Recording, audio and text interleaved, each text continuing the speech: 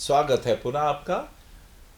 ज्योतिष की इस आध्यात्मिक सभा में रोज ही हम किसी ना किसी कुंडली की चर्चा करते हैं और कोशिश करते हैं कि उसमें कोई सूत्र छिपा है ज्योतिष का, जिन्होंने इन व्यक्तियों को ज्योतिर्मय कर दिया।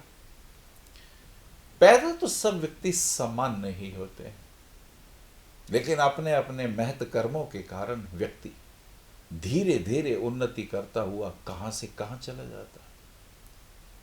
तो ये अद्भुत रहस्य ज्योतिष खोल देता है। कोई भी व्यक्ति हो, किसी भी धर्म का हो, क्या फर्क पड़ता है। हर व्यक्ति के कर्मों की वो विशेष पूंजी जो तुम लेके आए हो, कर्मों का लेखा जोखा, इसे कौन देखेगा। या तो ध्यान की गहराइयों में जाकर कोई व्यक्ति लाखों में एकाध होता है जो अपने पूर्व कर्मों को देख लेता है कि मैं कौन कौन से कर्मों को कर आया हूं, कितने जन्मों बाद इस आत्मा ने जन्म लिया। ध्यान की गहराइयों में जाकर भी ये देखा जा सकता है। लेकिन ऐसे लोग तो करोड़ों में और सालों में नहीं, सदियों में होते हैं। लेकिन ज्योतिष ये तीसरा नेत्र आपको प्रदान करना चाहता है। दो नेत्र तो तुम जानते हो, बायां नेत्र चंद्र कला से, चंद्र शक्ति से संचालित होता है, दाहिना नेत्र सूर्य शक्ति से प्रतिभासित होता है, और एक तीसरा नेत्र है आज्ञा चक्र में जो अग्नि से, अग्नि की आग ने ज्योतिर्मय अवस्था से तप किया है, यदि तुमने स्वाध्याय किया है, यदि तुमने माता पिता गुरुओं का आशीर्वाद है, यदि और यदि देव भी कृपा करें, तो जी हां, तीसरी आंख सक्रिय हो जाती है। तीसरी आंख जो करते हैं साधना, आज्ञा चक्र पे सक्रिय हो सकती है। रामानुजम की भी हो गई थी, देख लिया था तीसरी आंख से। प्रोफेसर हार्डी तो हैरान हो गए थे। जिस प्रश्न का उत्तर लिखने में ही घंटों लग जाएं, उसका उत्तर देखकर और फौरन 2 या 3 मिनट भी नहीं गुजरे होंगे, उन्होंने ब्लैक बोर्ड पे आंसर लिख दिया। और प्रोफेसर हार्डी स्तंभित रह गए रामानुजम की इस प्रतिभा को देखकर। उन्होंने बुलाया उनको भारतवर्ष से, अपने देश में तीसरी आंख। जी हां, ये तीसरी आंख भगवान शिव के पास है, इसलिए तो वो देख सकते हैं, इसलिए तो उन्हें सर्वज्ञ कहा जाता है। भगवान महावीर को भी सर्वज्ञ कहा गया, वो भी देख लेते हैं। तो ये गुण कैसे प्राप्त होते हैं, ये विशेष बातें ज्योतिष के माध्यम से हम कर रहे हैं आपसे।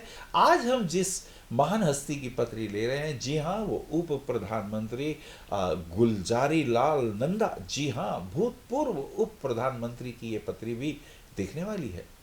क्या इनकी पत्री में ये यो भाव स्वामी दृष्टो युक्तो की दृष्टि है? क्या ये सूत्र इस पत्री में है? जी हाँ, ये स्वर्गीय गुलजारी लाल नंदा की, जो रहे भारत के उप प्रधानमंत्री भी, इनकी ये मेष लगन की जन्म पत्री। आइए हम देखते हैं मेष लगन की इस जन्म पत्री में। देखें, सबसे पहले मंगल अपनी ही राशि में स्थित, मेष लगन और मंगल अपने घर में स्थित। तो यो भाव स्वामी दृष्टो युक्तो, देखिए मंगल अपनी राशि में युक्त हैं, स्थित हैं। तो इस लगन को पूर्ण बल प्राप्त हो गया। ये कितनी अभूतपूर्व बात हुई। और फिर एक बात और देखें कि मंगल लगन में उपस्थित है और अपने ही राशि में है, तो ये कितना कीमती बल इनकी पत्री को प्राप्त हुआ। और सातवीं दृष्टि से राज्य कृपा कारक जो शुक्र है, वो भी केंद्र में है। शुक्र मंगल से चतुर्थ भाव में है, और चतुर्थ भाव में होने से, केंद्र में होने से, ये केंद्रीय बल लगन को प्राप्त हो रहा है। और मंगल की चौथी दृष्टि भी, मंगल तुला राशि को तो देख ही रहे हैं, अपनी चतुर्थ दृष्टि से शुक्र को भी देख रहे हैं। शुक्र जो कि 7th हाउस का लॉर्ड है।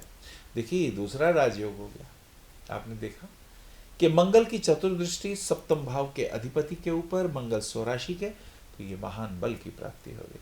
शुक्र का अकेले ही चौथे भाव में होना समृद्धि, यश, कीर्ति प्रदान करता है। और देखें कौन कौन से बल हैं, तो हम देखते हैं इस पत्री में कैसे कैसे बल हमें मिलेंगे। हमने देखा कि प्राक्रमेश बुध अपने घर में है। जी हाँ, बुध की उपस्थिति बहुत सुंदर है। पराक्रम स्थान में बुध का होना पराक्रम की वृद्धि करता है। ये एक बहुत सुंदर योग है। और इस पत्री में योग को ढूंढने की कोशिश करते हैं, शनि को देखते हैं। शनि तीसरी दृष्टि से दशम भाव राज्य कृपा कारक भाव को भी देखता है। अतः राज्य कृपा भाव को जब शनि की दृष्टि प्राप्त हुई तो वो भाव बलवान हो गया, उसमें शक्ति आ गई।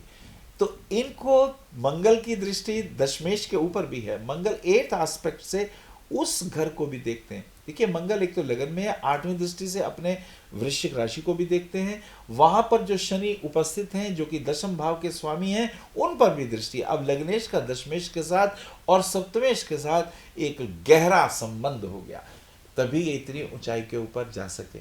दशम भाव राज्य कृपा कारक हमने बताया अभी। तो ये विशिष्ट गुण आपकी पत्री में, जन्म पत्री में स्पष्ट दिखाई दे रहे हैं। और भी इस पत्री में कुछ खूबियां हैं, जैसे कि चंद्रमा से गुरु का दशम भाव में होना। चंद्रमा से अगर आप गिनेंगे तो 7, 8, 9, 10, तो ये गज केसरी योग का भी निर्माण हो रहा है। और उधर सूर्य और चंद्रमा का पूर्ण बल है। सूर्य पूर्णमासी का है, चंद्रमा पूर्णमासी का है। और सूर्य और चंद्रमा का 180 डिग्री पे होना इस बल को और भी बढ़ा देता है। अतः स्वामी दृष्ट होने से, स्वामी युक्त होने से हमने देखा आपकी पत्री के ये महान बल। इधर गुरु का द्वितीय भाव में दृष्टि संबंध भी अद्भुत है। दूसरा भाव भी राज्य कृपा से संबंधित होता है। तो गुरु की दृष्टि का यहाँ पहुंचना विशिष्ट उन्नति और विशिष्ट धन वैभव योग, और सबसे बड़ी बात के गुरु का चंद्रमा से दशम भाव में जाना गज केसरी योग, अपने संस्कारों से पूरी तरह संस्कारों का पालन करते हुए, संस्कारों से संयुक्त होते हुए ये व्यक्ति धीरे धीरे उन्नति के मार्ग पे चलते हुए उप प्रधानमंत्री के पद तक पहुंचे।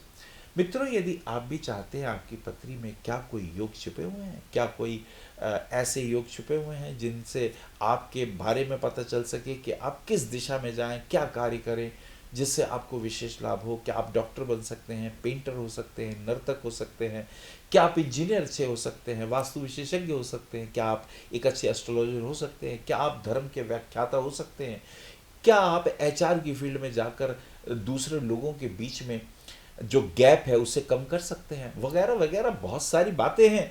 तो चाहते हैं यदि आप भी अपना निरीक्षण करवाना, जन्म पत्री का उपस्थित है हम, ये रहे नंबर, संपर्क करें और अपॉइंटमेंट लेके मिल सकते हैं। कल फिर उपस्थित होते हैं किसी और विशिष्ट व्यक्ति की कुंडली लेकर आपके लिए।